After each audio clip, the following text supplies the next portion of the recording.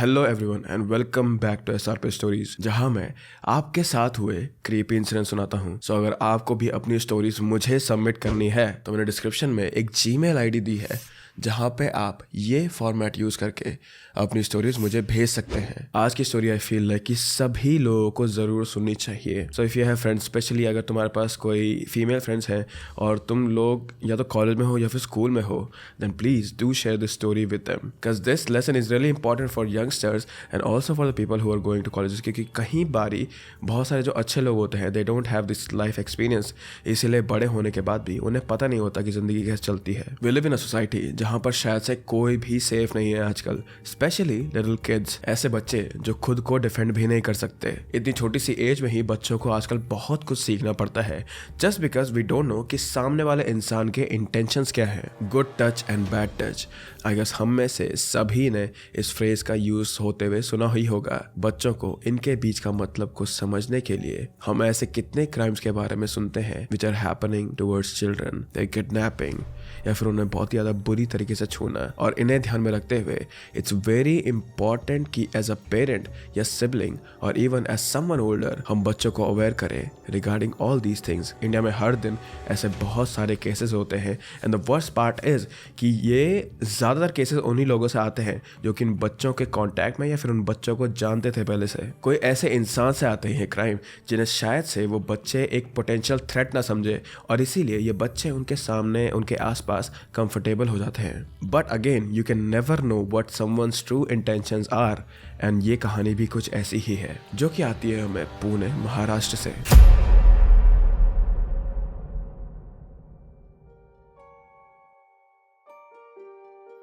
Hello, मेरा नाम पावनी है और मैं पुणे से बिलोंग करती हूँ। मेरी फैमिली में बस मैं और मेरे पेरेंट्स ही हैं। जब मैं 8 साल की थी तब मेरे पापा की जॉब की वजह से हमें इंडिया से अमेरिका शिफ्ट होना पड़ा था and honestly I was super excited to go there. America में मेरी लाइफ काफ़ी हैपनिंग थी। मेरे काफ़ी सारे फ्रेंड्स थे। I used to play sports and basketball मेरा फेवरेट स्पोर्ट था और मैं काफ़ी सारी अदर एक्टिविटीज़ भी करती थी। Everything was good there. हमें वहाँ रहते हुए 5 साल हो गए थे and I was in 8th standard. But तभी मुझे इंडिया दोबारा शिफ्ट होना पड़ा and this time I wasn't happy. Not because कि मुझे इंडिया नहीं पसंद था, बट अपने सभी फ्रेंड्स को छोड़ के जाना was the main reason that I was sad. I was only 13 at that time और हम दोबारा पुणे आ चुके थे। भले ही मैं सिर्फ 5 सालों के लिए अमेरिका में थी, लेकिन फिर भी मेरे लिए काफ़ी बड़ा चेंज था। यहाँ सब कुछ अलग और नया था मेरे लिए। मुझे अपने फ्रेंड्स की भी काफ़ी याद आती रहती थी, but I had to accept the reality और मुझे अब यहाँ फिर से एडजस्ट करना ही था। मुझे हिंदी और मराठी दोनों ही लैंग्वेजेस अच्छे से आती थी, तो एटलीस्ट मुझे कम्युनिकेशन में कोई प्रॉब्लम नहीं आई। इन 5 सालों में वहाँ सब कुछ चेंज हो चुका था। मैं बहुत छोटी ही थी जब मैंने यहाँ से शिफ्ट किया था, लेकिन फिर भी मुझे थोड़ा थोड़ा याद था how everything used to look. हमारी सोसाइटी में काफ़ी चेंजेस हो चुके थे। It was looking like a whole different place, लेकिन जिस चीज़ ने मेरा अटेंशन सबसे पहले गेन करा वो था वहाँ एक बास्केटबॉल कोर्ट। हमारी सोसाइटी के पास ही एक बास्केटबॉल कोर्ट ओपन हो गया था and I was very happy about that. At least कुछ तो था जो मेरे साथ अच्छा हो रहा था। अभी मेरे स्कूल एडमिशन में भी थोड़ा टाइम था और मेरे पास कुछ और करने के लिए भी नहीं था, इसीलिए मेरा पूरा दिन बस ऐसे ही घर में ही निकल जाता था and I was getting bored. मैं बाहर तो जाना चाहती थी to play and make some friends, but I was just too shy. लेकिन मैं अपने घर पर बैठ कर पूरे दिन बोर भी नहीं हो सकती थी, इसीलिए one day I decided to visit the basketball court जो हमारी सोसाइटी के पास ही था। मैं शाम को वहाँ गई और वहाँ काफ़ी सारे बच्चे खेल ही रहे थे जो शायद से मेरी एज के ही थे and I was super happy seeing them. मैं वहीं पास में बेंच पर जाकर बैठ गई और उनका मैच देखने लगी। I wanted to play so bad, इसीलिए जैसे ही उनका एक राउंड ख़त्म हुआ I asked them can I play with you guys, and just like this I made so many friends in just one day. हम काफ़ी टाइम तक बास्केटबॉल खेलते रहे और सभी वहाँ मेरे गेम से काफ़ी इम्प्रेस भी थे। वैसे तो वहाँ सभी मेरे दोस्त बन गए थे, बट 3 ऐसे लोग थे जो काफ़ी क्विकली मेरे बेस्ट फ्रेंड्स बन चुके थे। दिशा, निकिता एंड सार्थक। हम हर रोज शाम को बास्केटबॉल खेलने के लिए जाते थे, लेकिन वहाँ सिर्फ हम ही नहीं खेलते थे। लेटर इन द इवनिंग हमारे सोसाइटी के जो ओल्डर किड्स थे वो वहाँ आ जाते थे खेलने के लिए, और हमें कोर्ट खाली करना पड़ता था। वो सभी कॉलेज गोइंग स्टूडेंट्स थे और अपने अर्ली 20s में थे, इसीलिए ना चाहते हुए भी हमें उनकी बात माननी पड़ती थी। But instead of going home हम वहीं बैठकर उनका गेम देखते रहते थे, जिसकी वजह से हम सभी उनसे काफ़ी फ्रैंक भी हो गए थे। एंड समटाइम्स वो हम में से कुछ लोगों को अपने साथ खेलने के लिए भी बुला लेते थे। एंड उस टाइम पर हमारे लिए ये काफ़ी बड़ी बात होती थी, because it basically meant that you are one of the good players. इस टाइम तक मेरा स्कूल में एडमिशन भी हो गया था, एंड सोसाइटी में खेलने की वजह से मेरा गेम इतना इम्प्रूव हो गया था कि कुछ ही टाइम में मैं अपने स्कूल की बास्केटबॉल टीम की कैप्टन बन गई थी। जिसके बाद वो भैया हमेशा मुझे अपने साथ खेलने के लिए बुलाते थे, एंड दे सेड कि मेरे फ्रेंड्स भी उन्हें ज्वाइन कर सकते हैं, जिससे मुझे अकेले अनकंफर्टेबल फील ना हो। I was just too happy with it, and to be honest my naive 13-year-old self never felt uncomfortable around them, और ना ही मैंने उन्हें कभी एज अ थ्रेट महसूस किया था। बट आई गेस यहीं पर मैंने सबसे बड़ी गलती कर दी थी।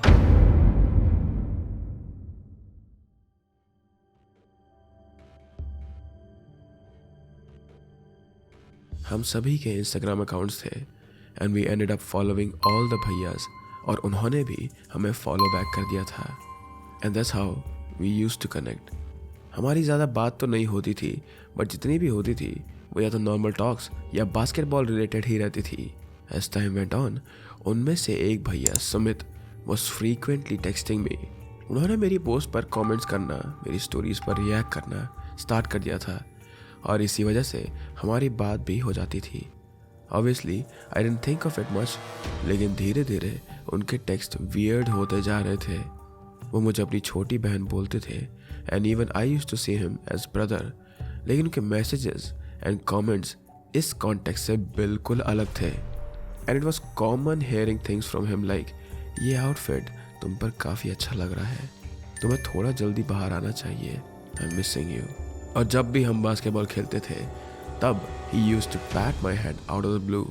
वो कई बार बॉल मेरी तरफ पास करते थे, and sometimes he used to circle around me to take the ball. एक बार ही बास्केटबॉल खेलते टाइम आई ट्रिप्ड और मेरे एंकल में चोट लग गई, इसीलिए मैं साइड में बेंच पर जाकर बैठ गई। तभी सुमित भैया वहाँ आए with bandages and a pain relief spray. मैंने उनसे कहा कि मैं खुद से ही ये लगा लूँगी, बट ही इंसिस्टेड कि वो ये काम कर देंगे and asked me to just relax. मैंने अपने शूज़ रिमूव करे और उन्हें बताया जहाँ मेरी चोट लगी थी। He sprained my ankle and started putting the bandages. यहाँ तक सब कुछ नॉर्मल था, but after that he started stroking my leg, and वो मेरे थाइस को भी ग्रैब करने लगे थे जस्ट टू चेक कि मुझे कहीं और चोट तो नहीं लगी है। आई फेल्ट वेरी अनकम्फर्टेबल और मैं वहाँ से उठने ही वाली थी, बट तभी सार्थक वहाँ आ गया, जिसके बाद सुमित भैया stopped what ever he was doing और बस बैंडेजेस टाई करके वहाँ से चले गए। एंड मैं बस वहाँ बैठी रही, hoping that it will never happen again. एक दिन हमारा गेम खत्म होने के बाद ही आस्क्ड मी, मैं पास वाली शॉप पर जा रहा हूँ, क्या तुम्हें भी मेरे साथ चलना है? I'll also buy you something। थोड़ा सोचने के बाद मैंने हाँ कर दिया, क्योंकि जो वो शॉप ओनर थे वो मुझे जानते थे और ऐसा नहीं हो सकता कि वो सबके सामने मुझे हर्ट कर सके। आई वॉज कॉन्फिडेंट कि मैं खुद को डिफेंड कर सकती हूँ, and as a dumb kid I was just happy to get a free stuff as well. मैं उनसे सेफ डिस्टेंस मेंटेन करके ही चलती रही, एंड टू माई सरप्राइज उन्होंने भी मुझसे कोई बात नहीं करी थी। ऐसा लग रहा था कि ये वो इंसान ही नहीं है जो मुझे ऐसे क्रीपी मैसेजेस करता है। वी रीच देयर एंड उन्होंने हम दोनों के लिए कोल्ड ड्रिंक्स लिए, एंड ही आस्क्ड मी, क्या तुम मेरे साथ रेफ्यूज एरिया चलोगी? और इस क्वेश्चन के साथ ही मेरी जो पहली गलत फहमी थी उन्हें इनोसेंट समझने की, that vanished into thin air.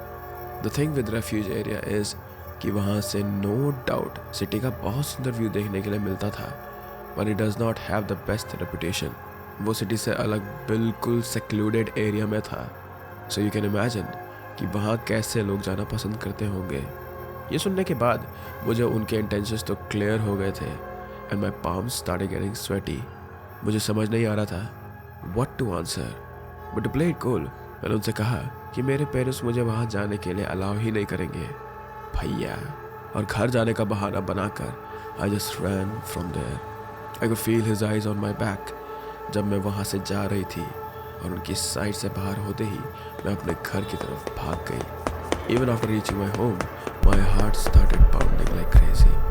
मैंने इस बारे में किसी को भी नहीं बताया, not even my friends, और ना ही मैं बास्केटबॉल खेलने के लिए जा रही थी अब। I just could not find the strength to face that person again। सभी मुझसे पूछ रहे थे कि मैं खेलने के लिए क्यों नहीं आ रही हूँ, और मैं बस फीवर का बहाना बना के उन्हें टाल रही थी। Even my family started noticing कि कुछ तो हुआ है, पर उनके काफ़ी बार पूछने के बाद भी I just assured them that I'm fine।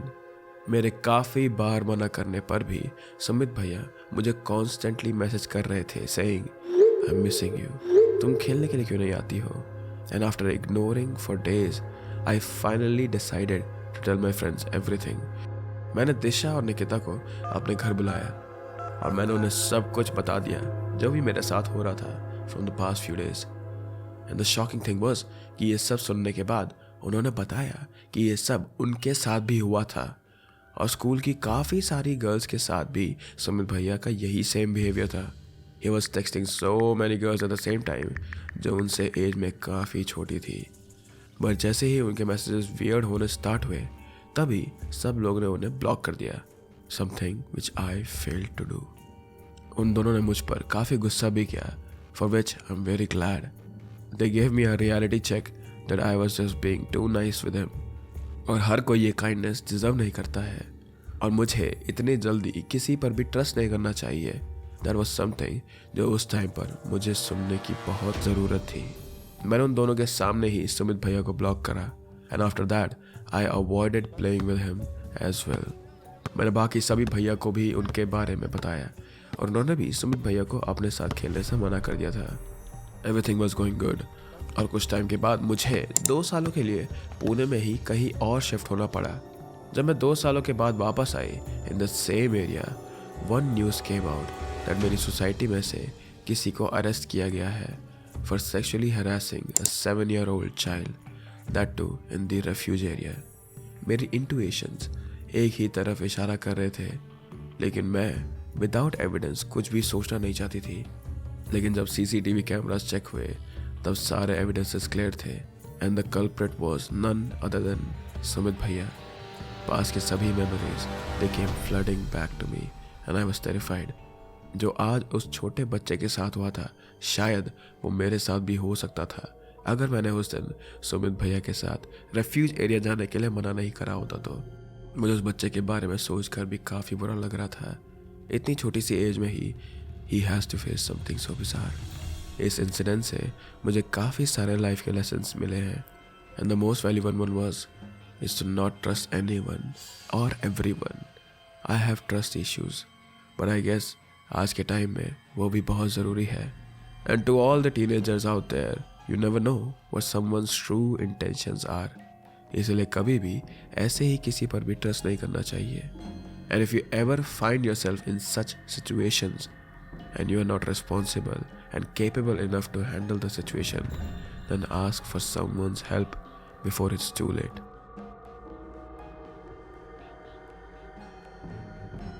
And with that, आज की स्टोरी यहीं पे समाप्त होती है। I just want to give a huge shout out to Pavni। I don't know if I'm spelling your name correctly or not, but thank you so much for sharing your story today। I know this must have taken a huge toll on you तुम्हारे बचपन में, और ये story बताने के लिए भी तुम्हें बहुत ज़्यादा गट्स लगे होंगे। So I just want to thank you all, and not only to Pavani, जो भी लोग अपनी स्टोरी सबमिट करते हैं, मुझे ऐसी हो या फिर हॉरर स्टोरीज भी हो, I just want to thank you all, क्योंकि मैंने ऐसे स्पेसिफिकली कभी बोला नहीं। बट या विद दैट आज की स्टोरी यहीं पर समाप्त होती है। I hope that guys are happy and healthy, एंड मैं मिलता हूँ आपसे अगले हफ्ते। Bye bye.